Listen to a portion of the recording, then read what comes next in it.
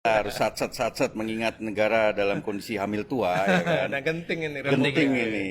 Ayo kita mainkan. Aduh, Pram, Sin. Nah, ngomong-ngomong soal ancaman dan tekanan nih. Usin kan lu baru aja nih ketemu sama juru bicara Polri. Karena kan kita ngomong soal ancaman dan tekanan, lembaga penegak hukum disorot lah sebagai salah satu pihak yang terlibat dalam dinamika ini.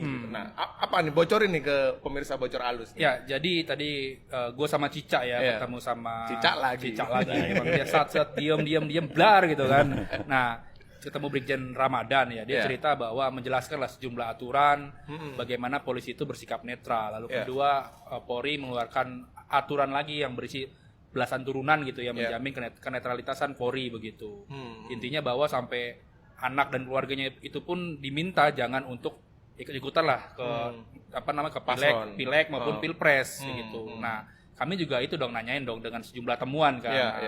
Kenapa? Karena kan ini seminggu ini bahkan Egy yang kemarin ditanya di Instagram, otak di balik Bocor Alus, itu kan blus-blusukan tuh mencari informasi. Waduh, gawat nih. Terus. Dapatlah info kita bahwa memang di sejumlah daerah itu ada polisi-polisi yang bergerak mendekati masyarakat maupun kelompok-kelompok relawan yang tidak mendukung Prabowo Gibran. Mendekatinya baik-baik atau enggak nih? Saat ini masih penggalangan. Oh, penggalangan. Misalkan nih kemarin gue sempat ngobrol lah sama orang di Jambi, dia itu ketua relawan dan merupakan politikus Golkar ya. Di sana dia ngejelasin jauh sebelum deklarasi Prabowo Gibran, dia didatangin sama intelijen Polda Jambi.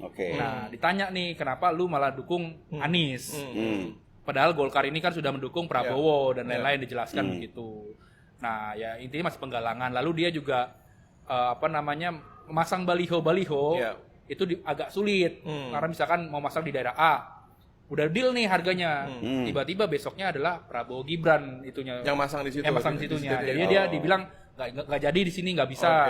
Belakangan Prabowo Gibran begitu. Nah, Sin, dari pertemuan lo dengan juru bicara Polri tadi, apa jawaban mereka soal tudingan ketidaknetralan polisi nih dalam penyelenggaraan Pilpres?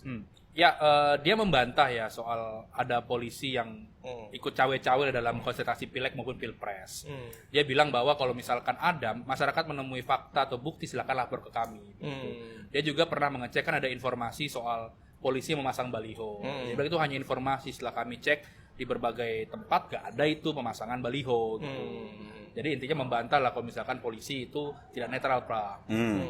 Ya nggak apa-apa. Ya biarin lah, membantah lah ya. Tapi Usut punya Usut. Apa nih? Apa? Pram punya info nih.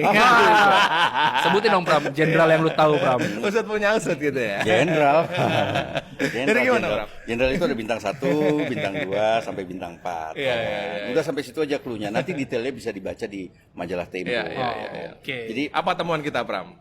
Jadi informasi yang sudah kami dapatkan dari beberapa narasumber ya, paling tidak 3 narasumber ya, yang sudah ditemui, dan mereka bercerita bahwa sebenarnya dugaan dari intervensi polisi dalam pemilu itu sudah muncul menjelang putusan MK soal batas usia calon presiden dan wakil presiden. Putusan 90 ini ya. Putusan 90. Nah, kan ada bukan cuma 90 tapi ada beberapa kan. Ada 55 macam. Kami ini belakangan dapat informasi bahwa ada tekanan terhadap hakim MK, CNK, gitu kan, dan di situ ada permintaan langsung lah dari seorang petinggi Polri ke hakim MK, dan di situ dia bilang bahwa